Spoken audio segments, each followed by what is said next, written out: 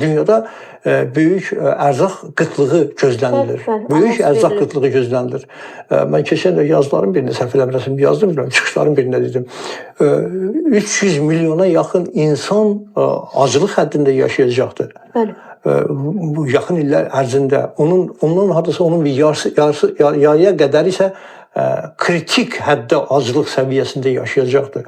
Tək o 145 milyon insanı yedirtmək üçün bir ildə 13 milyard dollar pul lazımdır. Birisi BMT-yə müvafiq bir struktur var, bu işlə məşğuldur, yardımlarla məşğuldur.